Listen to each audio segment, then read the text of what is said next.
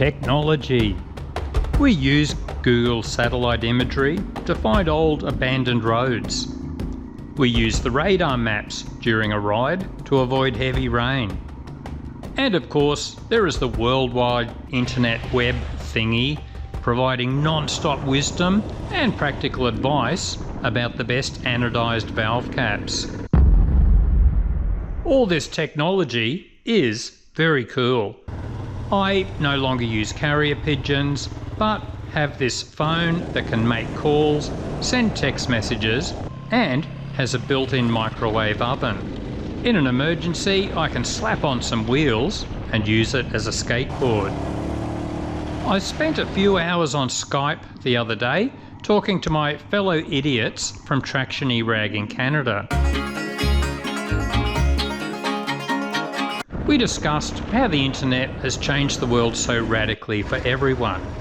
Well, at least for those of us rich enough to afford food, accommodation, computers, and phones that can warm up your coffee. Over the years, there has been plenty of criticism of technology. Just read books like Brave New World, Clockwork Orange, or 1984 for a bleak view of the future. But I reckon most of us think the move from stone axes to computers has generally been a good move. And personally, I'm glad motorbikes have evolved too. It would be hard punting one of these babies around a dirt track at speed. One of the greatest things about the internet is it's giving power back to the everyday guy. Invented a cool bit of motorbike bling? In the past, you needed to pay motorbike magazines for ads, get distributors interested in it, and hope the big guys decided to back you. Now, you just create your own website, take online orders, and mail your bling direct. In the old days, you bought your glossy bike magazine to read about all the top riders. If you had a question or wanted to give an opinion, they might publish your letter if you were lucky. Now, you just go online to find out which stickers will make your motorbike go faster. And there's plenty of debate nowadays about the relationship between bike magazines, advertisers, distributors, and manufacturers. As the world of motorbike riding becomes increasingly commercial, many of us are getting skeptical about what and who we are reading about. The guys at Traction E-Rag were talking about how the internet has been great for the everyday hero.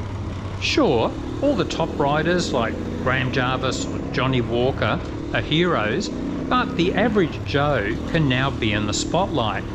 The old guy riding around the world on his scooter, or the women riding old Lee Enfields through the Himalayas.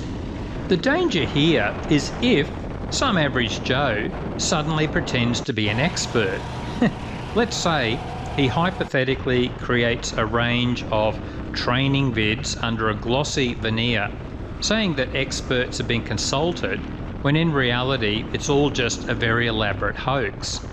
We can only hope that the relevant powers will target such a criminal with extreme prejudice in a black operation.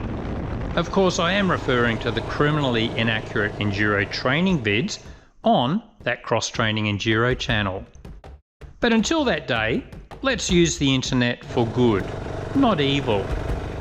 Start lots of forum threads about which are the best tyres or engine oil for your bike.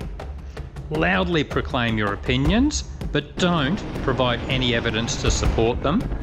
Ridicule those who disagree with you. Remember, the internet gives you a great opportunity to stop being polite and become an arrogant prick behind the keyboard. In the name of the terabyte, Amen.